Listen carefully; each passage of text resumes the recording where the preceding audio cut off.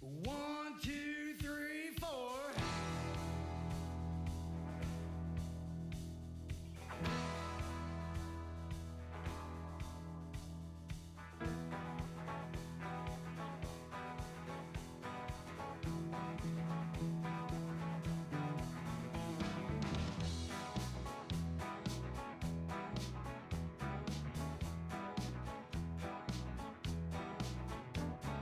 Well, I can't help it, baby.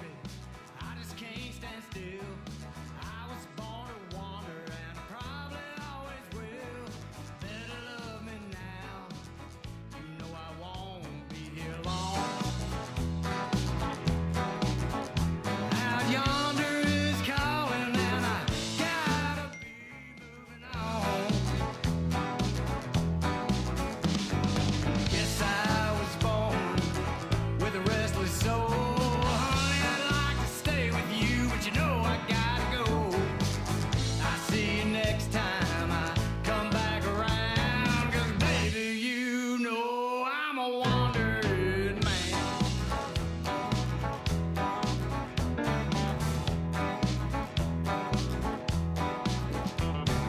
Don't know where I'm headed, but I ain't lost my way. Ain't worried about tomorrow, busy living for today. Don't worry about me, baby. Don't let it get you down. If the world keeps turning, honey, I'll be right back around. Guess I was born with a restless soul. Honey, I'd like to stay with you, but you know I gotta go. I'll see you next time I come back around. 'Cause baby, you know I'm a wandering man.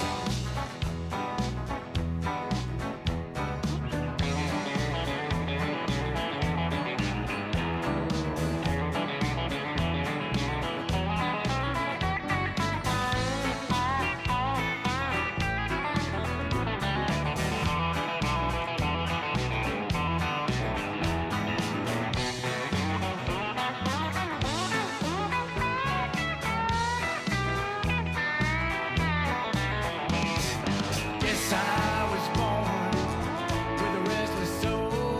Honey, I'd like to stay with you, but you know I gotta go. I'll see you next time I come back around. 'Cause baby, you know I'm a wandering man. 'Cause baby, you know I'm a wandering man. 'Cause baby, you know I'm a wandering man. Yes, I am.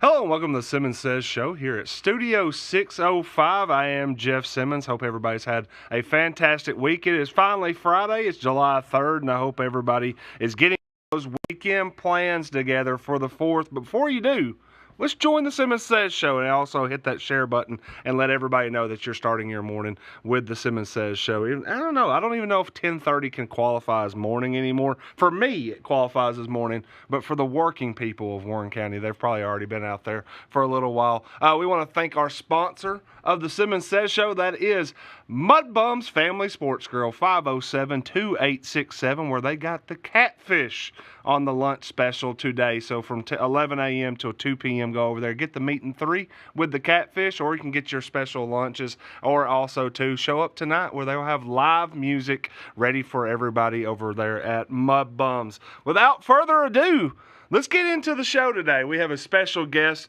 here at the, we always call this the Sports Authority studio portion of Studio 605, and that is Judge Ryan J. Moore. Judge, how you doing today? Man, I'm doing great. Thanks for having me, Jeff. Yeah. My debut in Studio 605, and it looks great. Yes, I appreciate that. We've dressed it up. We're going to get a lot more done in here before it's all said and done. But, again, I want to say, Studio 605, I think you know kind of the inside on how it was named, perhaps. I don't know if I can get credit for the name, but the address is 605 Morrison Street, Jeff.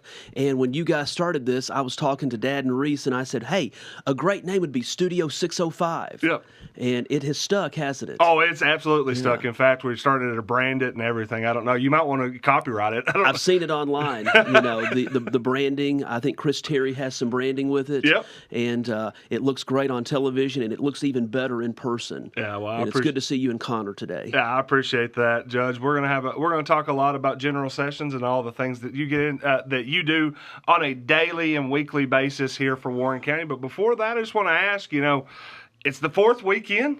Are you going to be able to get out and enjoy a little bit of it? I know that you probably got a bunch of plans and a lot of local things that will be going on. I hope so. We're going to start this afternoon at Morrison. I'm emceeing the baby show out there. That's always awesome. a fun time. And I'll jump into their concessions and help them for a few minutes after the baby show. And then looking forward to a Transformation Project cookout tonight. Okay. And I know you and I have talked about this, Jeff, but Transformation Project is a faith-based recovery program in General Sessions Court, and like to support them. Wow, you have as always a busy night when it comes to supporting the community. I got to ask, are you going to be serving the burgers or cooking the burgers at Morrison? At Morrison, I usually cook. Oh, David Elam and I are usually on the grill, but it's wherever they want to put me. If I need to dress them today, I can do that too. Just ask for extra pickles. All right. Well, what time's that baby show kick off out at Morrison? I get there at 2. I think the baby show kicks off at 3. Okay, so festivities will be probably going on throughout the afternoon, and I'm sure they'll end it up with a couple of fireworks before the night's over. Yeah, and everything has been moved to the ballpark, so a little more centralized and not have to worry about Main Street and Morrison. Yep. So I think it's going to be really good. I know they've got the trailer and the tents already set up out there. Yeah, and hey, just a little bit of an aside when it comes to Morrison right now, they're still looking for someone to run for mayor out there. I think Sue Anderson has run her course out there. So if you want to register and run for mayor of Morrison, go ahead and do that. If you're out there in Morrison and you're thinking, hey, I need to take a leadership position, go ahead and try that. I can't. I don't live in Morrison. I live in the city. I live in Minville city limits, and I'm not running for any offices right now. But you hold a prestigious I don't know about that. Here as General Sessions Judge, how has everything gone through? I mean, now that you've settled behind the bench for a while now, is it everything that you thought it was going to be as you went and ran for that position? Really enjoy what I do, Jeff. September 1st, 2022 is when I took the bench, and it just seems like yesterday. Time flies when you're having fun, they say. And, you mentioned Mayor Sue Anderson. She gave me a start. Yeah. When I first got into private practice, they needed a town attorney, and I was able to do that. And when John Parton got elected to public defender, Mayor Anderson invited me to be the municipal judge. So that was really just a kind of a great segue to go into General Sessions in 2022. Yeah. And I really enjoy it. We hear close to 6,000 cases per year, and what I like about it is I'm doing something different every day. On Monday, we call a civil docket and child support docket. Tuesday is criminal. Wednesday is juvenile court. That's where we have our DCS docket, any type of domestic relations matter. Our General Sessions Court has divorce jurisdiction as well, so we have concurrent jurisdiction with circuit and chancery. Thursday is another criminal and traffic day, and Friday is for special set matters, but today we are closed in observance of the 4th of July. Yeah, well, I'm glad that you had at least one day that you could break with us and talk a little bit about all the things that are happening in General Sessions. I bet your viewers are disappointed because I know your dad usually sits in this chair. So it's Dad, brothers today, not father and son. I'll be the good back. brother. Jeff will be the other brother. Well, I do appreciate that. Again, too, we're talking to Judge Ryan J. Moore. If you want to get any questions in, we can maybe ask a few of those at the end of the program. Oh, yeah. We got to turn the sound off. That's an unprofessional move by me. All right. Well, hey, we have a little slideshow that we're going to go through and let everybody know about some of the things that you take care of, and you just kind of got into it a little bit with Warren County General Sessions Court. And one thing that I think you added a little music to this, even Connor. So let us know if you can get that music playing for us too. The People's Court, the court of first resort, the legal workhorse of the dispute resolution. People's Court theme. I love it. One, it's in my head. I Good. don't know if I'm going to get it out of the head. Are we able to play it or Yeah, not? Because we worked hard on getting that done. Connor, I did a presentation for the Warren County Retired Teachers Association. Yeah. So that's where this slide deck came from. Yeah. And, we bought the rights to the People's Court music, and Ben Lohman helped us get all that set up on our slide deck. So I'm not a very technological-oriented person, but the folks at the Warren County Retired Teachers Association love this. Yeah, well, I loved it too, and then again too. Even if I know that I know I can. You got it playing right now. Yeah, he's got it playing right now. The People's Court is, as you said. I think that as you talked to it a little bit. Why is General Sessions kind of referred as a People's Court type of thing? Jeff, that's a great question. General Sessions Court is really the face of the judiciary. It's the only court most people will ever see. Some people call it a court of first resort. It's also been called the legal workhorse of dispute resolution. So 95% of all criminal cases are going to start in General Sessions Court. On the civil side, we have civil jurisdiction too. There's a threshold of $25,000 in damages or monetary damages that can be awarded, excluding court costs and attorney's fees. That's the highest in the nation, Jeff. So other small claims court would be $10,000, $15,000, $20,000. And there was a movement several years ago in the state legislature to increase that amount to $50,000. But when the state legislature looked at the volume of cases that a General Sessions Court handles, they said, hey, we better just keep this at $25,000. So growing up, I watched the People's Court, and a lot of these pro se litigants, attorneys that don't have, clients don't have attorneys sometimes, and they get to argue the facts. Yeah. And what I found is these pro se litigants have a great command of facts. And one thing we've done, Jeff, to kind of help that is we know that mediation is done by a third-party neutral. And there are things that you can tell a mediator that you cannot say in the court because of what? The rules of evidence, hearsay, rules of civil procedure in some cases. And the good thing about mediation is it's confidential. A lot of these litigants know each other going into court. They see each other at the Warren County A&L Fair, see each other at the grocery store. And if they can come out with a resolution that's beneficial to both of them, they don't have to air maybe their dirty laundry out in court, and they can give their entire story without being limited by the rules of evidence or civil procedure. We use the lemon example. Jeff, if you and I are fighting over a lemon, the judge may just slice that lemon down the half, right? The wisdom of King Solomon. But if we get to mediation, we might determine that you need the zest of the lemon and I need the juice of the lemon, and we can craft an agreement where we both win. Yeah. And that's the beauty of mediation. And we are a part of the Conflicts Resolution Center, Jeff, and it's a pro bono, so it doesn't cost the county anything. We have a mediator come in every Monday. His name is Jim Tate, and he's wonderful. He's a senior partner from Bass, Berry & Sims, and he has a second home in Warren County. And he has volunteered to come in and mediate these pro se cases every Monday. And I learned about the Conflicts Resolution Center at a conference that I was at in 2022. And I went up to Dr. Fiegel. She was the executive director at the time. And I said, Dr. Fiegel, I'm from Warren County, Tennessee, and this program would be perfect for our civil docket. And lo and behold, the chairman of the Conflicts Resolution Center, Bill Norton, he's out of Nashville. He has a house in Rock Island. And Jim Tate has a house in Warren County up on the mountain. And they said, we would love to do this, Judge. So they serve us every Monday morning. And they have about an 80% success rate. That is an incredible amount of information that you just went through in a very short period of time. And again, too, I love this lemon. Let's dig into this a little bit, because I've never really heard of it put that way, but I love the idea about that at the end of the day, that it's not just when you said that you can slice it. Yes. And you get a little bit of everything, but maybe you don't get exactly what you need out of that. So is that a process that when you talk about, because we have a slide here about mediation that I went to, and I'm assuming that the two men that are sitting with you on this slide are the ones that you just were talking about a little bit. Yes. So you said that 80% of this is is if I've got that number correctly, I got 70% landlord versus tenant, 30% general civil, control over case.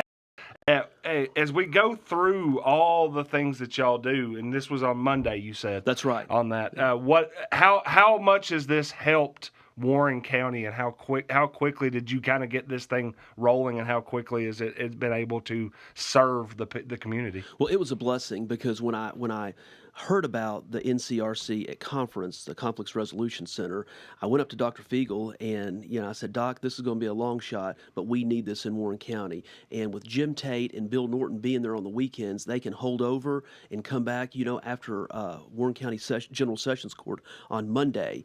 And it has been a blessing. There are other General Sessions judges that want this program, but the Conflicts Resolution Center works in about 16 different counties, and we talked about the 70% of the cases, Jeff, would be a landlord-tenant dispute. So let's say that you're a landlord and I'm a tenant and I don't pay my lease. You're going to bring me to court and neither one of us have an attorney. I'm going to suggest that to Jim Tate, and he's going to try to see if he can work something out. And landlords have been so good to try to work with tenants because, we have a housing shortage. We really have a housing shortage, an affordable housing shortage. And landlords can put tenants on a payment plan, and we discover that, hey, a bird in hand is worth two in the bush, my grandmother used to say. Yep. I may not have $1,000 today, but I've got $800 in my pocket. So let's reset this for 2 weeks to see if I can get that other $200 paid. Or let's say that I agree to give you possession, Jeff, but, the law says, how long do I have? About 10 days by law. Wow. But you as the landlord can say, hey, if you'll clean the place up and make sure it's in good repair, I'll give you 30 days to move out. And we've seen that. And what happens is we can come back for a review and not even have to put a judgment down on that tenant. And guess what? It's not going to affect their credit, and it's not going to affect their housing in the future. How great is that? That is awesome. I think and when you talk about resolutions on the things that you want it to be to the point where everybody has a little level of satisfaction when it gets out of it too. And when you talk about landlords and tenants, I was sitting there thinking about Studio 605. I was like, hopefully. I don't think Chris there's anything to worry about that. Chris, make sure the bills are paid. No, again, I want to jump back. I know I'm jumping back and forth in our slideshow, Connor, so I apologize on that. But going back to the general sessions and why it's important. Again, you said 6,000 cases annually, only court that most people will ever see. I mean, as you just, I think the slide that also says right after it that 95% start in general sessions court. So give me a breakdown of what that really means. Dig in a little bit deeper on that. Jeff, unless it's a sealed indictment that goes straight to the grand jury, right? It's going to start in general sessions court with either a criminal summons, an arrest warrant, or a citation. And you'll come to court on any of those three instruments, a criminal summons, an arrest warrant, or a citation. And those could range from anything from speeding to first-degree murder. Wow. That is a wild. That could be on. Could that be on the same day? Could be. Like it could 9 be. a.m. we're taking speeding 8:30. tickets. We start at 8:30. Yeah, 8:30 we're doing speeding tickets. By 9 a.m. we're on murder charges. That's right. That would be to me. How do you balance that? I mean, because I assume that as a judge you want to give every case its due. It's just due. But at some point, I would be like, "Hey, we got to get through this speeding ticket. We got the dog." You have to be able to see that and say, "Hey, look, we got some things today that we got to roll through." It's funny you say that, but every case up there, if you're the litigant, that's the most important thing you're doing that day. Absolutely. Because let's say we have a speeding ticket and that young lady is 21 years old and has never had a speeding ticket, or maybe she's got a failure to yield and she's never been in any trouble. That's what's on her mind. I never will forget, the triple homicide, the Mary Oaks triple homicide several years ago. That very same morning that we had arraignment on that, we had a dogs at large case. Oh, wow. So it runs the gamut. Yeah. Well, I think you hit on it too. Is that as much as what you're thinking or what everybody else is thinking in there, whoever's in front of you that's the most important thing that's going to happen for their day. That's right. Whatever it is on that. Yeah, and again too, as you said, 95% of these start in general sessions. People are going to see you a lot. I mean, what's your thought process when people walk into your court for the first time? What do you want them to expect from the General Sessions Court in Warren County? I want them to see that the court's going to be respectful to them. I want them to see that it's going to be a fair court. I want them to see that it's going to be an efficient court. Those are the things I want them to see, Yeah. and I want them to have a good experience. I don't want them to be afraid. Yeah. It is the people's court. Yeah, It's not my court. Yeah. It's not your court. It's the people's court, Yeah. and we want to see justice served every day. A lot of litigants are not going to like my decision, but I hope they understand my reasoning. And it's not what you say; it's how you say it. And I try to remember that every day. If I'm on the bench and I'm calling through a docket, I may get a text message from DCS, or I may see an emergency email come through. I want to try to still focus on that litigant. Yeah, and that's interesting because just for full disclosure, I've never had to walk into the courtroom and actually That's appear. a good thing. And that's a good thing. But at the same time, I do feel like, as you said, that you don't want people to be scared of walking into that room, because at the end of the day, that you as you said, everybody's going to be treated with a lot of respect. What were things? How would you like people to act when they come into your courtroom? Because I know that there's, in some aspects, you have to set a level, a tone of respect and seriousness for the room that everybody has, kind of buy into that throughout the courtroom, I would assume. The first day I took the bench, we were calling a traffic and criminal docket, and we would put the inmates on Zoom. You have so many inmates, you put them on Zoom. That way you don't have to transport them from 108 Security Circle up to the courthouse, and it's just more efficient. And there was a young man, and I, would you state your name for the court? And he just popped off right then. F you, Judge, I'm not saying anything. Wow. So, this was the first day on the job. So, I took a deep breath, and I said, okay, we'll bring him back at 1 o'clock. Brought him back at 1 o'clock. That's summary contempt. You can't cuss in court. Gave him 10 days in jail, $50 fine, and court cost. But, I've experienced that enough now. I can, take a deep breath and go ahead and sentence him right then and not have to come back at 1. Yeah. But that was a shock for me. So, we have a dress code. We don't allow profane language. We're not going to start, yelling in court and things of that nature. And we want to keep it very respectful for everybody in there. We don't allow inmates to talk to the general public, even if it is, a family member. Yeah. There are just certain rules that we have to follow because we are hearing so many cases, and it is a busy court. We want to give each case the attention it deserves. And I would assume, and obviously those are probably applied indiscriminately. Those are across the board. Anybody, no matter what you're in there for, those are going to be the rules of the road every single time. We're also going to protect victims. We have a victim room in the back, and if they don't want to see their accuser, 2 hours before their hearing, they don't have to. We'll put them in a private room and then bring them out when it's time to testify. So I'm very conscientious about that. Whenever I take a plea on a criminal case, the district attorney's office will make a settlement offer to the defendant. The defendant and his or her attorney will talk about that. They present it to me. I don't have to accept that offer, and I haven't in the past in some cases because I don't think the penalty is harsh enough, or I don't think the remedy is correct, and I have that right, and then they can bind it over to circuit court and deal with it there. But before I do that, if a victim is involved, I always say, is the victim here today? And I'll always ask the victim, are you satisfied with this agreement? Well, I like everything that I'm hearing right now. Now, on this slideshow that I'm looking at with the criminal, it says misdemeanor versus felony. Dive into a little bit of how that adjusts in the courtroom, or how that would be applied for on your side, or anybody that's walking in there. Sure. So, Jeff, we know that a misdemeanor carries up to 11 months and 29 days in jail.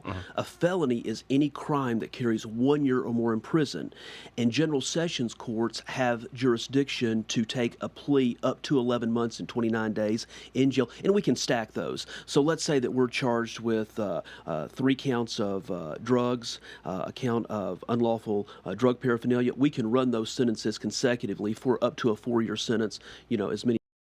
That doesn't make a lot of sense in some cases. We would run them concurrent at the same time, and then if they violate their probation, we'll deal with them there. And we do preliminary hearings and arraign individuals on felony charges. So General Sessions on the criminal side is called the triage court, so we know what a triage is in the ER. We're triaging a lot of cases out so they don't have to go to circuit court. More minor offenses like public intoxication, criminal trespass, those are C misdemeanors. And a C misdemeanor is any crime that carries up to 30 days in jail, $50 fine plus court cost. Yeah. Okay. So you are very, very well versed in this. Of course, you would have to be. I think hopefully everybody that's listening to the out there on the Simmons Says show is getting a little bit more information. You just said violation of probation, and that was on our next slide. How much is that something that you get very often? Well, Jeff, we know that alternative sentencing is favored because jails across the state are full and they're expensive, right? And so we may plead someone out on a case to an A misdemeanor, and the sentence might be 11 months and 29 days to serve 30 days in jail, the balance on supervised probation. That defendant, when he gets out of jail, has to check in with his probation officer, and they have to check in once a month. If they miss several months in a row, that's called absconding, and that's ground for violating probation. If they're on probation and pick up new charges, that could violate your probation. If you don't pay restitution, let's say we have a theft case or leaving the scene of an accident with property damage, and you don't pay the restitution to the victim, that can violate your probation. And once that violation is signed by me, it's served by the sheriff's department, and the defendant is held without bond until they get their matter resolved. I take violations of probation very seriously. Some judges will give a bond on a VOP. I don't have to do that, and I don't do that. That's my policy. Yeah. Wow. I want to protect our community. When someone is given a chance to do probation, they better do it, and they better do it right. We have very good probation officers that give these individuals the opportunity to do it right. And and then when they're held without bond, they're arraigned on the violation of probation, and then we set it for a hearing. A lot of them just want to go ahead and plead out that day, and depending on if it's a first, second, or third violation, that could depend upon the punishment. But also, Jeff, why are they incarcerated?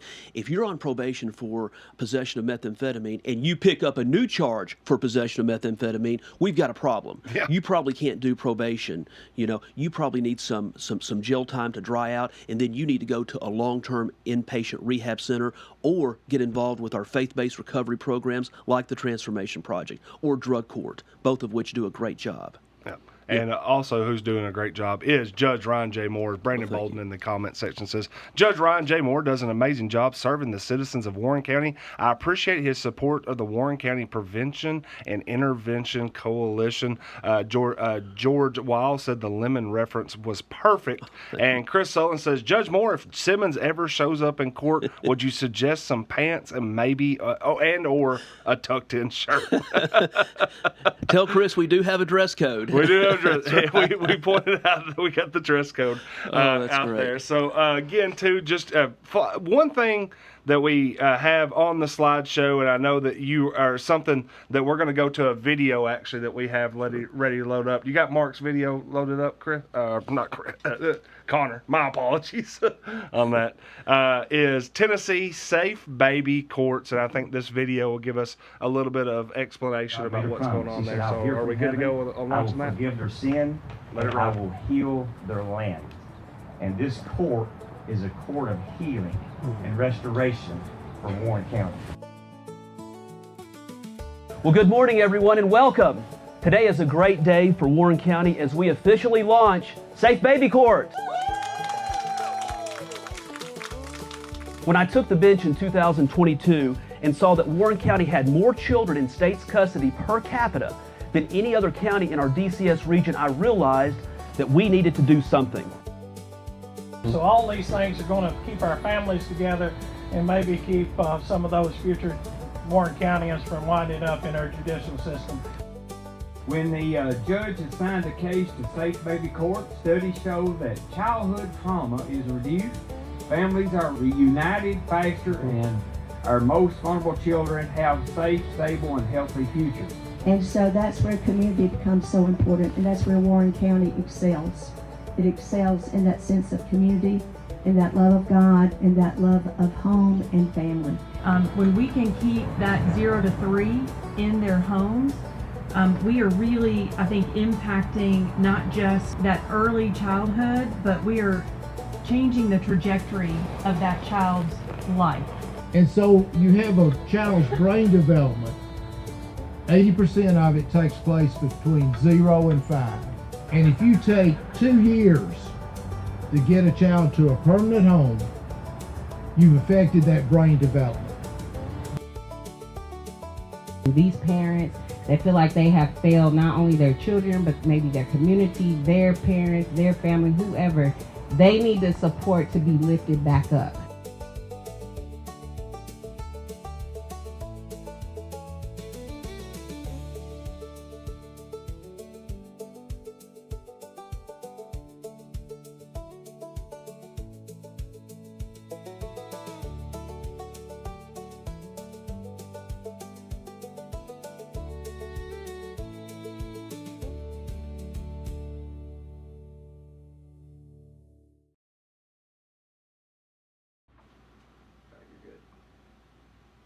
All right. Hey, so Judge Moore, as I watched this video and as you even stated on there, that this seems like this was something that you really thought Warren County had to have, not just need, had to have it. So how big was it to have everybody join in and be at the courthouse just recently? I mean, this is when did this launch? Yeah, just a couple of months ago. We've had it in the works for 2 years, Jeff, and couldn't have done it without Brandon Bolden at the Warren County Prevention and Intervention Coalition. They have been such a great support for Safe Baby Court. Tara Mullins and I went to a Safe Baby Court graduation in Cannon County a couple of weeks ago, and their coalition down there said, "Hey, do you know Brandon Bolden?" I said, "Absolutely." So Brandon is well known statewide with his work with the Prevention Coalition, and we're just so thankful for his support. Back in 2022, Jeff, when I took the bench, Warren County had more children in state's custody per capita than any other county in our DCS region, and I knew we had to do something. So we started with CASA. CASA stands for Court Appointed Special Advocate, and it's a volunteer guardian ad litem program that stands up for the best interest of dependent and neglected children that enter state's custody.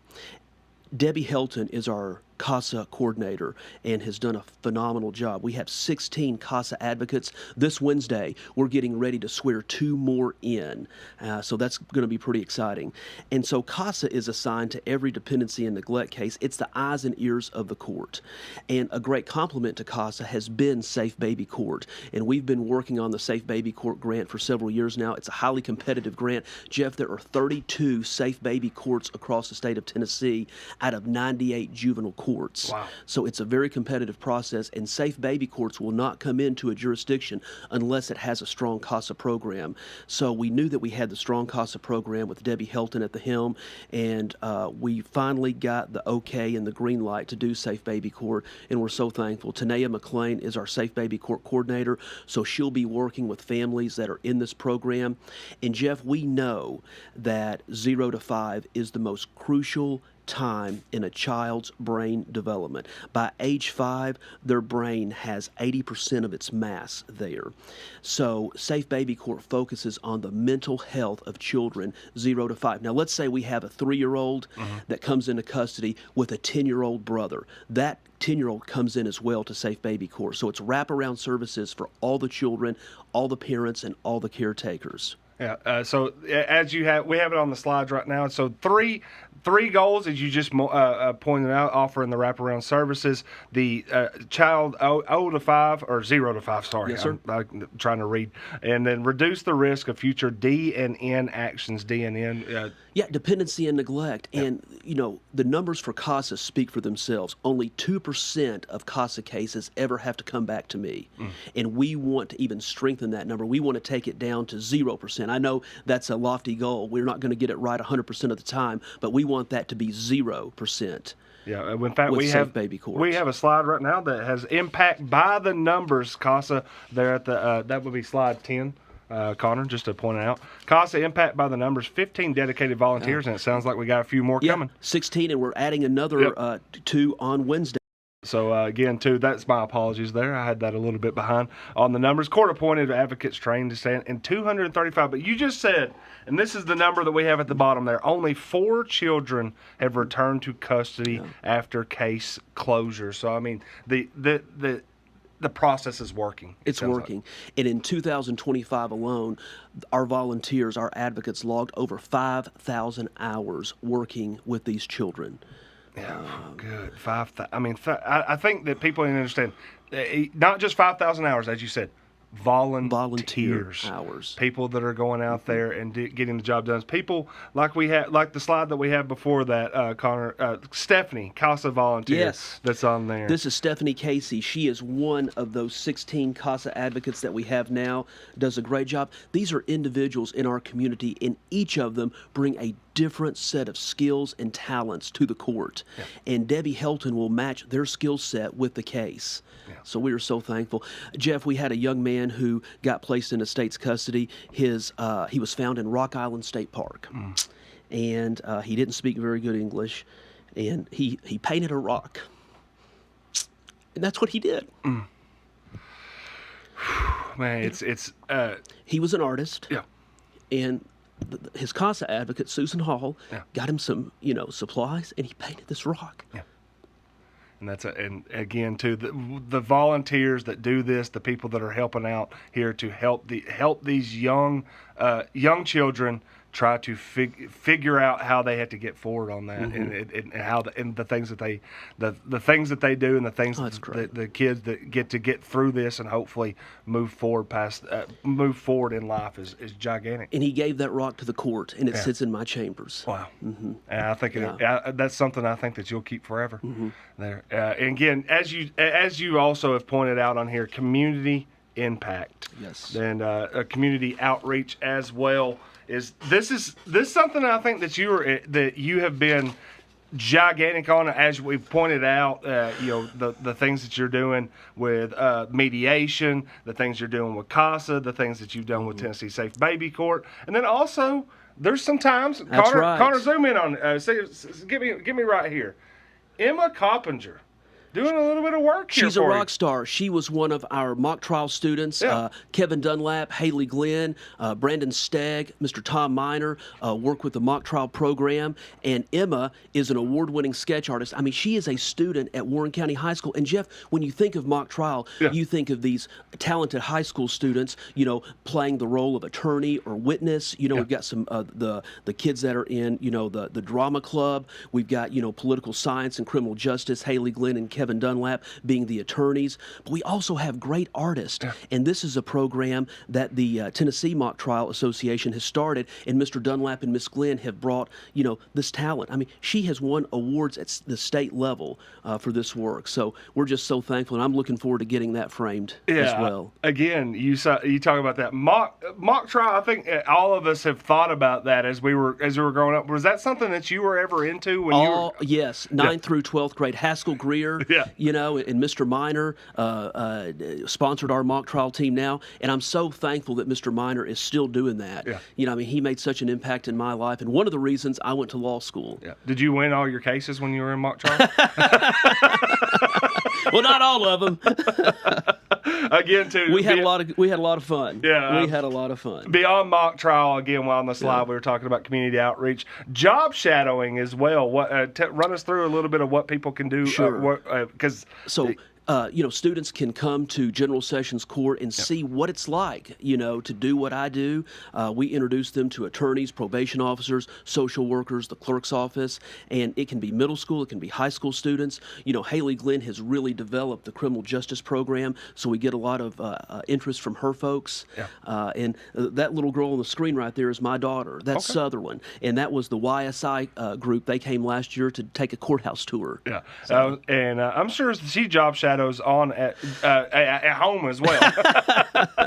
Just a We little try bit. not to talk about it when I get home. I try to shut it off. Well, the Yes. good. She's learning how to be a judge at home, which is don't be the judge at home unless you're judging like chili cook-offs or That's anything right. like that, which we have. We've done that before, Yeah. Bridgestone. That's fun. Yeah, I was gonna say I don't think I got invited back this year. You might have. No, I didn't. Kaylin said they wanted the employees to do it. Oh, okay, all right. I think we were too picky. Yeah, we might have been. I don't know. We took. Hey, I'll say this much: if you want us to judge chili or anything, me and Judge will do it. We're going to be very particular. Yeah. I don't know. I was a chicken chili guy. I don't know. I can't remember which one. The hotter the better. The for hotter me. the better. That's right. Yeah. Safety summits to Citizens Police Academy. How's that going? Because we've played a little bit of the People's Court. Do we need to get some Gutenberg in here Yeah, as well we might. for Citizens Police Academy? How's that going? Yeah, very thankful to Eddie Colwell, Nicole Mosley, Sheriff Matheny for inviting me to speak to the Citizens Police Academy and the Teen Police Academy. It's a couple of week long courses, and I get to give my overview of what the General Sessions Court does. Yeah, I actually had a girl that played basketball for me went through Teen Police Yes. Academy. She loved it, and Yes. she got to meet you and everything. Yeah. It's just the overall involvement in bringing everybody in. I mean, I know it's cliche. We're sitting there, you see the slide, it says community outreach, and everybody's like, well, Sure.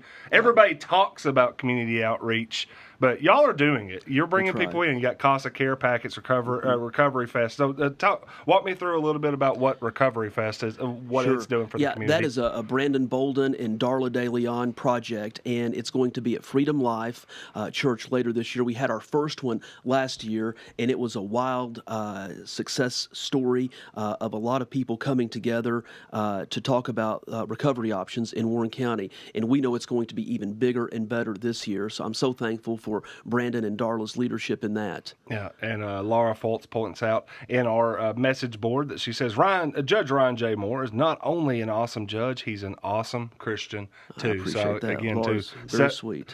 Setting an example on the bench and then in life. And again, too, driving simulator. So what are we doing with the driving simulator? Do we need to set up out here?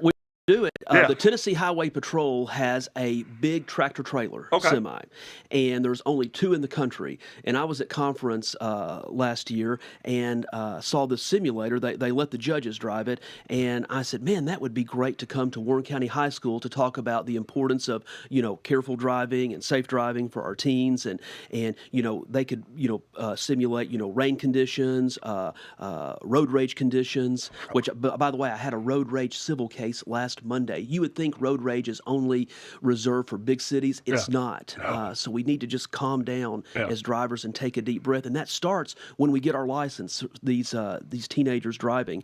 And had a couple of judge friends that said, Ryan, you'll never be able to get that. We've tried to get that tractor trailer here for years, and you'll never be able to do it. Well, I was persistent. We sent email after email. Trooper William Goodman got tired of hearing from me. He was in charge of the simulator. Yeah. And lo and behold, we got it at Warren County High School one Friday. Mr. Chris Hobbs, the great principal at Warren County High School, let us set up, and we were able to take Miss Haley Glenn and Tyler Glenn and Mr. Kevin Dunlap's classes through it, and spent about a half a day, 8 driving simulators in this tractor trailer truck, talking about safe driving while the kids were having fun. Yeah.